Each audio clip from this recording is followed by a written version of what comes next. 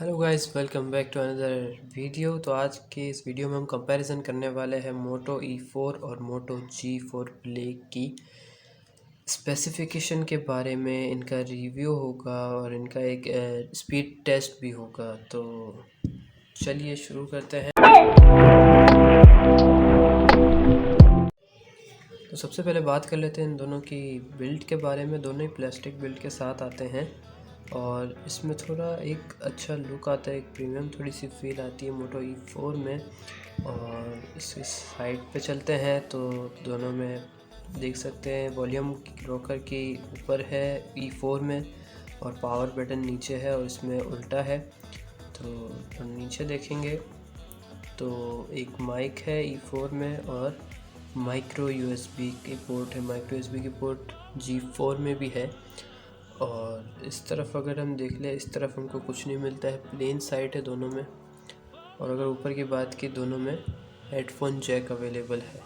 Back पे एक camera है, एक माइक है, एक फ्लैश है। दोनों में मोटरोला का लोगो है, इसमें वेरिजन का लोगो है। और फ्रंट में आपको E4 में कैमरे के साथ आपको फ्लैश की भी फैसिलिटी मिल जाती है, जबकि ये G4 प्लस में नहीं है। और इन मोटो G4 प्लस का माइक आगे की तरफ है, जिसमें कॉलिंग में फैसिलिटी आ जाती है एक कि आप बात कर सकते हैं। इसमें नीचे की तरफ है। दोनों ही अच्छे हैं। दोनों के स्पीकर सामने ही लगाए गए हैं। दोनों की स्क्रीन 5.0 की IPS डिस्प्ले के साथ आती है। और दोनों में कैमरा बैक में 8 मेगापिक्सल का है, फ्रंट में 5 मेगापिक्सल का है। तो चलिए सबसे पहले इसका करते हैं बूटअप टेस्ट। तो सबसे पहले मैं दोनों की क्लियर कर देता हूँ।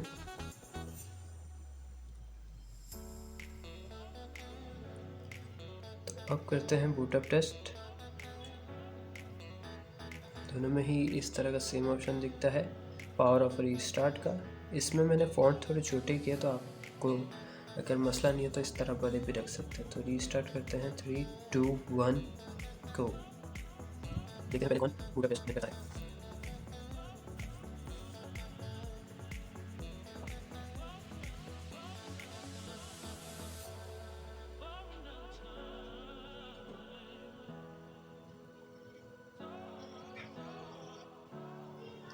इसी के साथ मोटो E4 जो बूटअप विन कर चुका है और G4 ने फाइनली अप कर दिया है।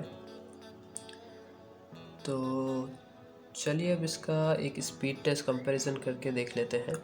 तो जैसा कि आप देख सकते हैं, इसके मोटो E4 की जो स्क्रीन है वो ज़्यादा ब्राइट है G4 प्ले के निस्बत।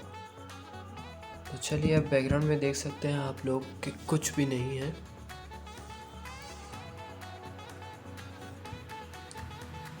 सबसे पहले एप्लीकेशन ऑन कर लेते हैं हम। तो सबसे और दोनों की उसमें भी बहुत डिफरेंस है मेन्यू ऐप में। जैसे इसका स्वाइप ऐप के साथ कर सकते हो आप, इसका आपको बटन के साथ करना पड़ता है। तो चलिए सबसे पहले हम लोग करते हैं स्पीड टेस्ट अब। तो सबसे पहले मैं खोल लेता हूँ यूट्यूब दोनों डिवाइस में। 3, 2, 1 गो।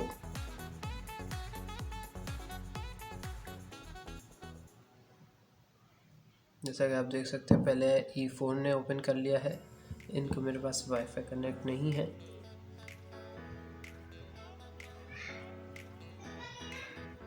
अब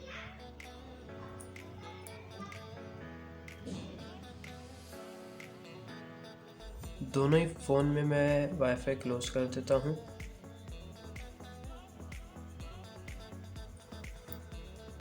अब वापस स्टार्ट करते हैं। देख सकते हैं बैकग्राउंड में आपके पास कुछ भी नहीं है। तो चलिए स्टार्ट करते हैं। सबसे पहले करते हैं यूट्यूब ओपन। जैसे कि देख सकते हैं, पहले E4 ने ओपन कर लिया है और इसने अभी करा है। तो अब कर लेते हैं हम प्ले स्टोर ओपन। जैसे कि देख सकते हैं आप, E4 ने पहले कर लिया है और E4 ने लोड भी रखा हुआ था पहले की तरह। अब हम कर लेते हैं सेटिंग्स ओपन। 3, 2, 1 गो। सेटिंग में आप देख सकते हैं E4 ने पहले लोड कर ली है।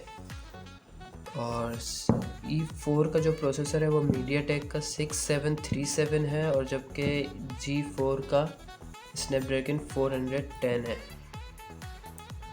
तो अब हम देख लेते हैं, सेटिंग ऑन कर ली।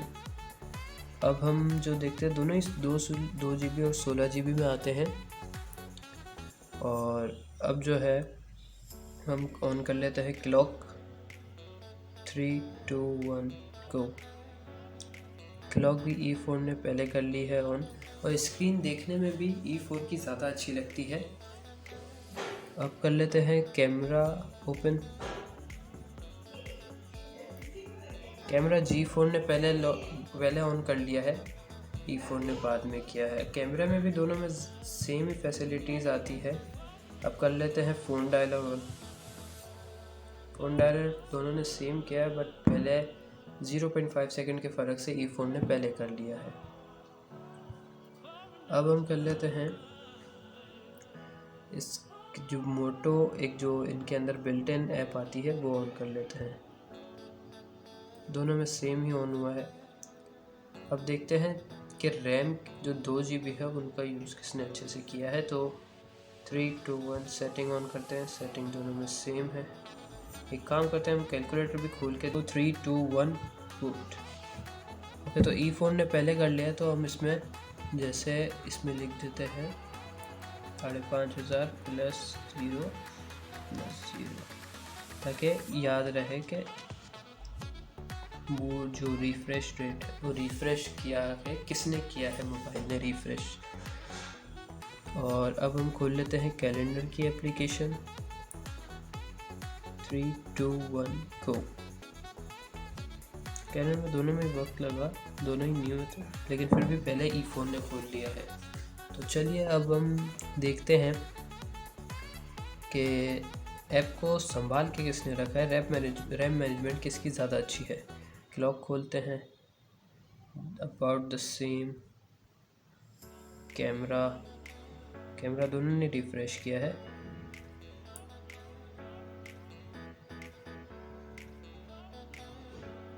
Phone dialer about the same. Moto same. Calculator खोल के देख लेते हैं। अब दोनों ने सेम रखा, मतलब रैम मैनेजमेंट दोनों की कुछ हद तक सही है। 2 GB के हिसाब से सही है दोनों की रैम मैनेजमेंट। अच्छा, तो अब वाईफाई से कनेक्ट करके दोनों की जो आवाज़ें हैं गाने के लिए लिहाज से वो चेक कर लेते हैं कि किसकी ज़्यादा लाउड है। तो चलिए, वाईफाई कनेक्ट हो चुका है। अब हम यूट्यूब पे जाके दोनों का एक साउंड टेस्ट कर लेते हैं। तो दोनों में ही साउंड,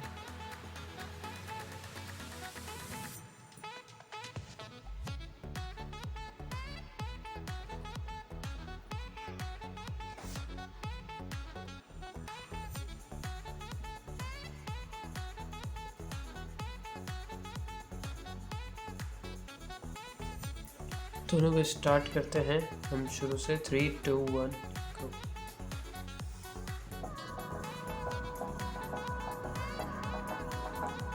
पहले E4 की सुन लेते हैं, हम लाउड कर लेते हैं फुल।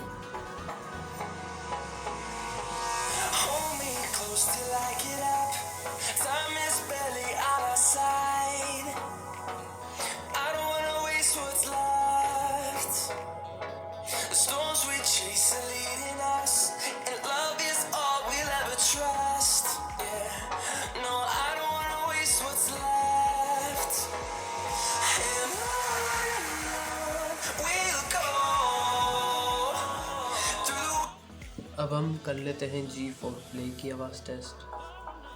इसका भी फुल कर लेते हैं।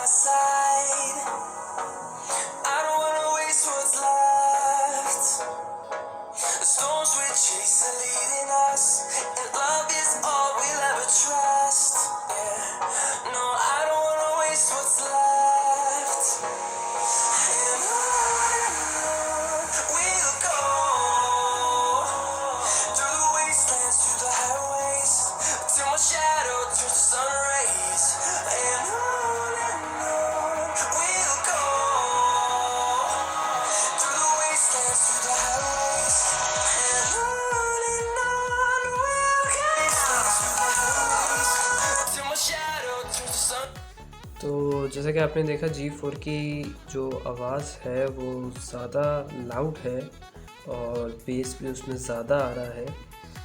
तो आपको पता चल गया होगा कि आपको अगर मोबाइल लेना है तो दोनों में से आप कौन सा ले सकते हैं आपकी परसेंटेज के हिसाब से। लेकिन रेट में भी दोनों में बहुत फ़र्क है। अगर इसको आप मार्केट में लेने जाएंगे तो ये 8 से 9 हज़ार रुपये का आता है, जबकि ये आता है 7.5 से 8 हज़ार रुपये का। तो थोड़ा सा डिफरेंस है इसकी परफॉर्मेंस में।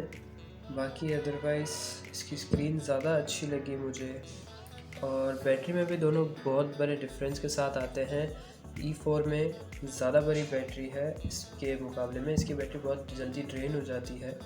और ये पुराना मोबाइल भी है और ये थोड़ा नया मोबाइल है, 2019 की अप्रॉक्सीमेटली लॉन्च है, लेकिन बट इसमें एंड्रॉयड दोनों में सेम लगा हुआ है।